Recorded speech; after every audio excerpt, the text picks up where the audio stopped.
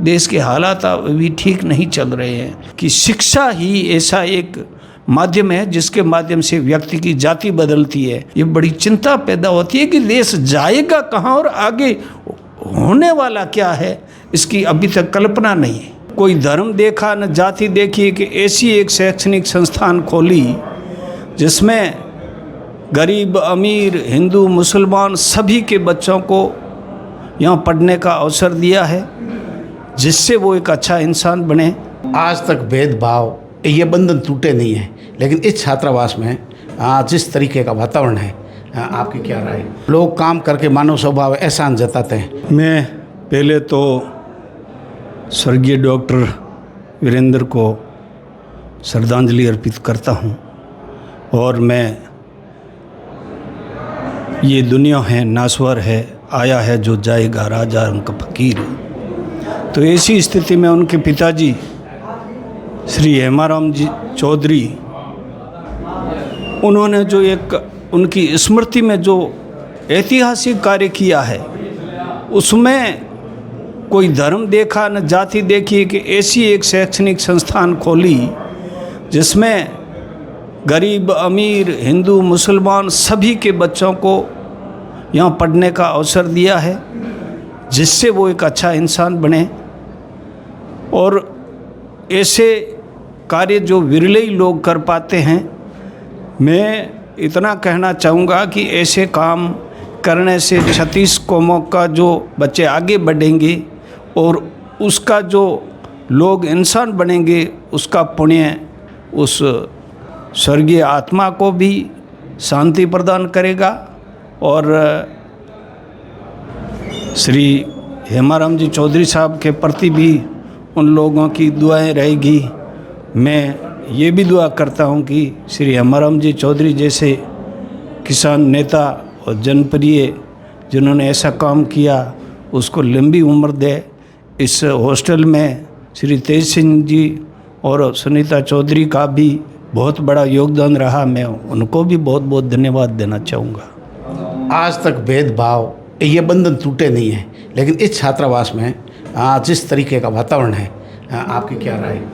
देखिए, ऐसे जो बंधन थे पुराने, जो रूढ़िवाद है, उन बंधनों को तोड़ने के लिए इस धरती पर ऐसे ही महापुरुष हमेशा जन्म लेते आए हैं जिन्होंने ऐसी बेड़ियों को तोड़ने का काम किया। आज़ादी से पहले से लेकर के सर छोटू राम सिंह और डॉक्टर बी आर अम्बेडकर साहब और ऐसे महान कई नेता हुए जिन्होंने ऐसे काम किए। जो हमारी किसान हॉस्टल को स्वर्गीय रामदास जी चौधरी, गंगाराम जी चौधरी, उसके बाद में हमारे अभी जो कई नेता थे उनका भी योगदान रहा। तो ऐसे लोगों ने हमेशा जो पिछड़ा तबका था, जो उपेक्षित था, गैर बराबरी का दंश झेल रहा था, ऐसे वर्ग के लोगों को आगे लाने का काम किया। उसी क्रम में ये जो कार्य किया है, हालांकि अभी सभी जाति वर्ग की हॉस्टलें यहाँ बनी हुई हैं, तो जो पुराने लोगों की जो सोच रही, जैसे किसान छात्रावास, उसमें किसान में कोई जाति नहीं होती है, लेकिन बाद में जब सभी लोगों की थोड़ा बहुत कुछ हाथ में पैसा आया तो हर जाति वर्ग ने, SC ST ने भी बनाई। SC ST के बाद में सब और भी जाति में निचले स्तर पे बट गए। लेकिन ये जो उदाहरण किया है, जो वीरेंद्र धाम जो छात्रावास का, ऐसे लोग विरले ही है जिन्होंने इस तरीके के प्रयास किए, जो जातिगत जो जिस प्रकार का भेदभाव है वो भी कम हो और सब एक परिसर में पढ़ कर के आगे बढ़े। तो मैं समझता हूँ कि ये बहुत सराहनीय कार्य है, और जितनी भी इनके प्रति प्रशंसा की जाए, जितनी भी इन लोगों को धन्यवाद दिया जाए, वो कम है। लोग काम करके मानव स्वभाव एहसान जताते हैं, लेकिन यहाँ रक्तदान किसने किया, ये ब्लड किसके चढ़ेगा, ये तो पता ही नहीं। देखिए, रक्त है जब तक मेरे शरीर में है तब तक एक उदारा मेघवाल का खून है, और जब वो हमारे शरीर से बाहर आ जाता है तो उसकी जाति बदल जाती है। उसमें कोई धर्म रहता है, न संप्रदाय रहता है, न कुछ रहता है। वो सिर्फ AB या जो O या नेगेटिव पॉजिटिव में परिवर्तन। फिर उस खून को लेने के लिए कोई नहीं कतराता है। आज सीधे तौर पे कोई अगड़ी जाति का व्यक्ति हो या महिला हो सामान्य, तो अगर कोई दूसरा जिसकी जाति का उनको पता, तो वो सीधा ही आकर कहेगा मैं खून देना चाहता हूँ, तो नहीं लेंगे। अभी सभी समाजों के वैसे छात्रावास, मैं 4 छात्रावास गया, किसान बोर्डिंग हाउस, राजपूत बलिदान छात्रावास, सिंधी मुस्लिम छात्रावास और MS4 मेघवाल समाज छात्रावास। एक से बढ़कर एक व्यवस्थाएं उनके अंदर है, टक्कर दे रहे हैं छात्रावास एक दूसरे को।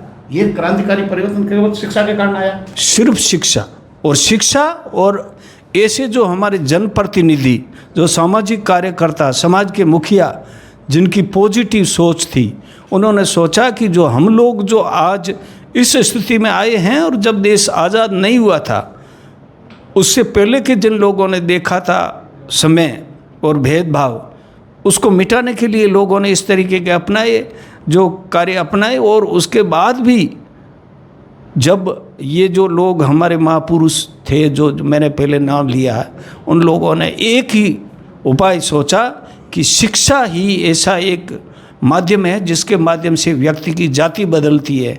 कोई कलेक्टर बनता है, डॉक्टर बनता है, SDM बनता है, तो फिर उसकी जाति उसका पीछा छोड़ती है, कैटेगरी बदल गई, कैटेगरी बदल गई। शिक्षा ने इंसान की जो जाति या ऊंच नीच का भेद था, वो जब ऐसा, और शिक्षा और हमारे संविधान में गैर बरादरी को, सबको बराबर का अधिकार दिया, और उसके कारण, जो शिक्षा के कारण और संविधान के कारण, हमारे लोगों ने अच्छे पढ़ाई करके अपनी मेहनत के बल पर और संविधान के माध्यम से अच्छे पद हासिल किए। तो जब वो बड़े बड़े पदों पे गए, चाहे राजनीति में गए, तो वो जो बड़े बड़े मंत्री या MLA MP प्रमुख प्रधान या देश के प्रधानमंत्री तक भी हमारे OBC समाज के रहे हैं।